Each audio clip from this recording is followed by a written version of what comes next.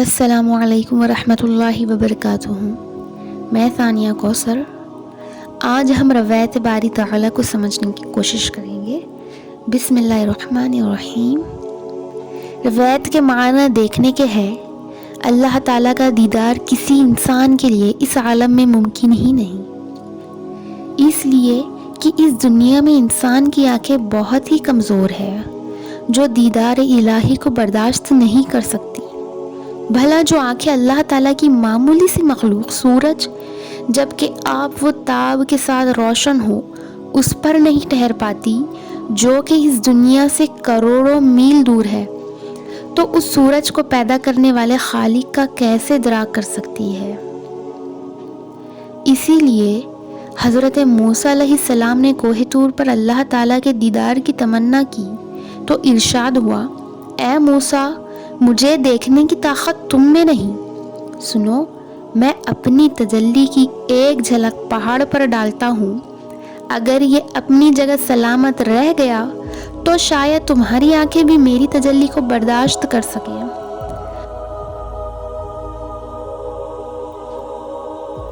پھر جب اللہ تعالیٰ نے 70,000 پردوں کے پیچھے سے تجلی فرمائی تو صرف انوار الہی کی کرنوں کی ایک جھلک نے پہاڑ کو جلا کر خاکستر کر دیا اور پہاڑ جیسی مضبوط شے ریزہ ریزہ ہو گئی، اور موسیٰ علیہ السلام اس ہیبت ناک منظر کو برداشت نہیں کر سکے اور بے ہوش ہو کر گر گئے۔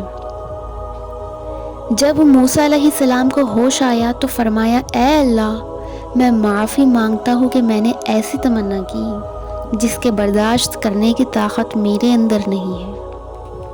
لہٰذا اس دنیا میں خدا تعالیٰ کا دیدار تو ممکن نہیں، اس لیے کہ ہمارا جسم اور آنکھیں فانی ہے اور ذات باری تعالیٰ باقی اور غیر فانی ہے۔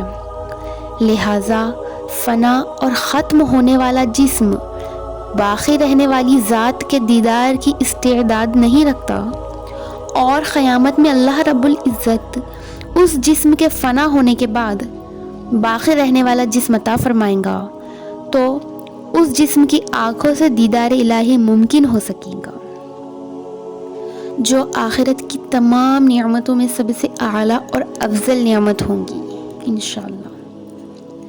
قرآن پاک میں ارشاد باری ہے کہ اس دن بہت سے چہرے تر و تازہ حشاش بشاش ہوں گے اور اپنے پروردگار کو دیکھ رہے ہوں گے۔ بخاری اور مسلم شریف میں اللہ کے نبی صلی اللہ علیہ وسلم کا ارشاد ہے کہ سن لو، تم ان قریب اپنے رب کی زیارت قیامت اور جنت میں اس طرح کرو گے جیسے 14ویں کا چاند دیکھتے ہو، اور اس کے دیکھنے میں تمہیں نہ کوئی دقت ہوتی ہے نہ پریشانی۔ لہذا تم ہمت کرو کہ فجر اور عصر کی نماز پابندی سے اس کے وقت پر ادا کرو۔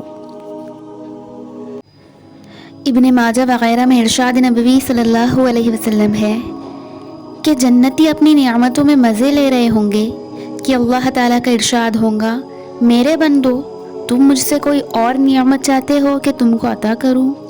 وہ عرض کریں گے، کیا آپ نے ہمارے چہرے بارونق نہیں بنائے؟ کیا آپ نے ہمیں جنت میں داخل نہیں کیا؟ کیا آپ نے ہمیں جہنم سے نجات نہیں دے دی؟ ارشاد بانی ہوگا، کیا تم اور کوئی نعمت چاہتے ہو؟ تو جنتی پریشان ہوں گے کہ اب کیا مانگے، تو وہ امت کے علماء سے رہبری لیں گے، تو علماء امت فرمائیں گے کہ دیدار الہی کی نعمت ابھی نہیں ملی ہے۔ پھر دیدار الہی کے لیے تمام جنتیوں کو جنت عدن میں بلایا جائے گا، ہر ایک کے پاس برق رفتار سواریاں بھیجی جائیں گی اور جنتی درجات کے اعتبار سے مختلف نشستوں پر بیٹھائے جائیں گے۔ نور کے ممبروں پر انبیاء اکرام علیہ السلام اور مقربان بارگاہ الہی ہوں گے۔ ہر نبی کے ممبر کے پیچھے ان کی امت کی کرسیاں ہوں گی۔ جو امتی اپنے نبی کا جتنا متبع ہوگا وہ ان کے اتنے ہی قریب بیٹھیں گا۔ کچھ سفید موتیوں کے اور کچھ سرخ یاقوت کے اور کچھ سبز زمرد کے، پھر سونے اور چاندی کے ممبر ہوں گے۔ سب سے ادنا درجے کے جنتی مشک اور کافور کے ٹیلوں پر ہوں گے، اور یہ ممبر اس انداز سے سجے ہوں گے کہ کسی کو کسی کے دیکھنے میں کوئی دشواری نہیں ہوگی، اور مشک و کافور کے ٹیلوں پر بیٹھنے والا اپنے آپ کو مقام کے اعتبار سے ہلکا نہیں سمجھیں گا۔ پھر اللہ رب العزت اپنے بندوں پر بہت اعلیٰ قسم کی خوشبوئیں برسائیں گا اور ان خوشبوؤں کو ان کے جسم، سر اور بالوں میں ہوا اچھی طرح بسا دیں گی۔ حدیث پاک میں ہے کہ وہ ہوا خوشبو لگانا اس عورت سے کہیں زیادہ جانتی ہے جو تمام دنیا کی خوشبوئیں اپنے جسم، کپڑے اور بالوں میں بساتی ہے۔ پھر اللہ رب العزت اپنا دیدار کرائیں گے۔ اللہ کے نبی صلی اللہ علیہ وسلم کا ارشاد ہے کہ اللہ رب العزت جنتی کے سامنے سے پردہ ہٹا دیں گا۔ اچانک ان پر ایک تیز نور چمکیں گا۔ وہ اپنے سر کو اٹھائیں گے تو دیکھیں گے کہ اللہ رب العزت نے ان پر اپنی تجلی فرمائی ہے۔ اگر اللہ رب العزت نے جنتیوں کے لیے جنت میں جلنا لکھا ہوتا تو تجلی الہی سے سارے کے سارے جل کر خاک ہو جاتے۔ پھر اللہ تعالیٰ ارشاد فرمائیں گا، السلام علیکم یا اہل الجنتی۔ اہل جنت جواب میں کہیں گے، ربنا انت السلام ولک حق الجلال والاکرام۔ اے ہمارے رب، آپ سراپا سلام ہیں اور آپ ہی کے لیے جلال و اکرام کا حق ہے۔ اللہ تعالیٰ کا ارشاد ہوگا، انی انا السلام ومنی السلام ولی حق الجلال والاکرام مرحبا بعبادی الذین حفظوا وصیتی وراعوا عہدی وخافونی بالغیب وکانوا منی لمشفقین۔ بے شک میں سلام ہوں اور سلامتی میری طرف سے ہے، جلال و اکرام میرا حق ہے۔ مرحبا میرے ان بندوں کے لیے جنہوں نے میرے احکامات کی حفاظت کی اور میرے عہد کی رعایت کی اور غائبانہ مجھ سے ڈرتے رہے اور مجھ سے خوف کھاتے رہے۔ حدیث میں یہ بھی ہے کہ اللہ رب العزت اپنے بندوں کو دیکھ کر مسکرائیں گے اور براہ راست کلام بھی فرمائیں گے۔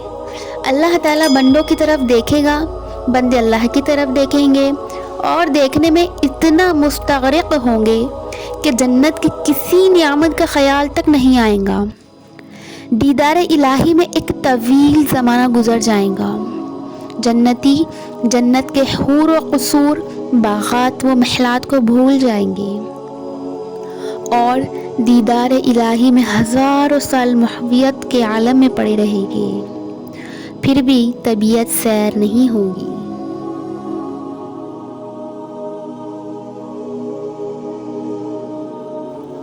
پھر اللہ رب العزت کا ارشاد ہوگا، یا اہل الجنہ، اے جنت والو۔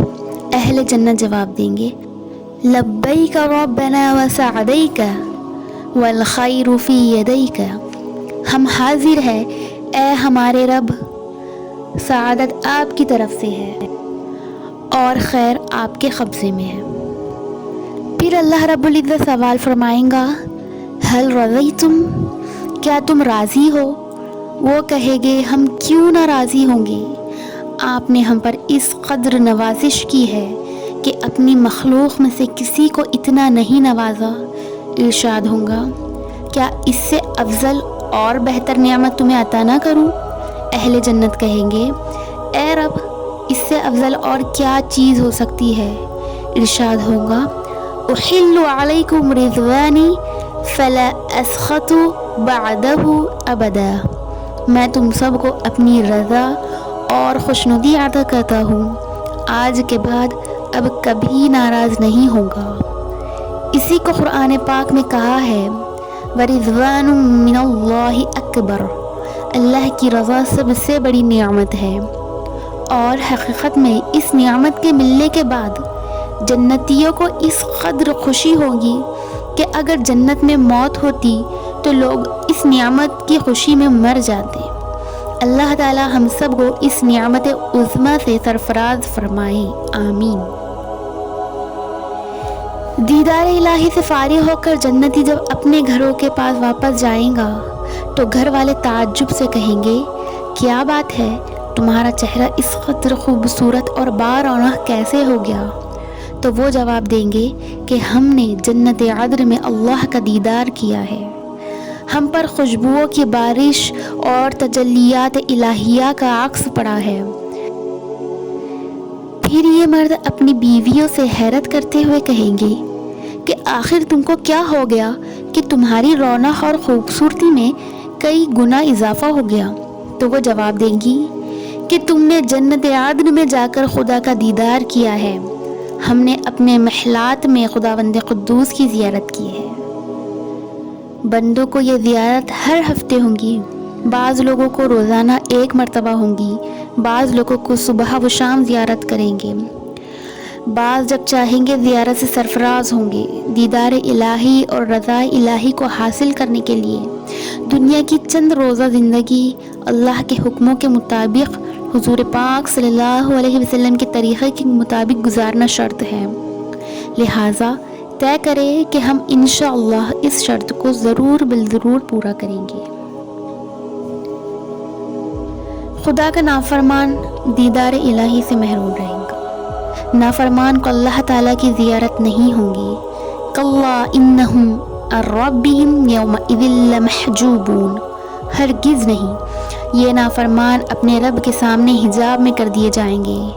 ولا یکلمہم اللہ ولا ینظر الیہم یوم القیامہ، نہ ہی قیامت میں اللہ تعالیٰ ان سے بات فرمائیں گے، نہ ان کی طرف نظر رحمت فرمائیں گے۔ اللہ رب العزت ہمیں اس محرومی سے محفوظ فرما، آمین۔ اللہ کے نبی صلی اللہ علیہ وسلم نے دعا فرمائی ہے، اللہم انی اسألک برد العیش بعد الموت ولذة النظر إلى وجهك والشوق إلى لقائك في غير ضراء مضرة ولا فتنة مضلة۔ اے اللہ، آپ سے وفات کے بعد سکون کی زندگی کا سوال کرتا ہوں اور آپ کے روئے اقدس کے دیدار کی لذت اور آپ کی ملاقات کا شوق مانگتا ہوں، بغیر دکھ اور تکلیف کے اور گمراہ کر دینے والے فتنے کے۔ آمین یا رب العالمین۔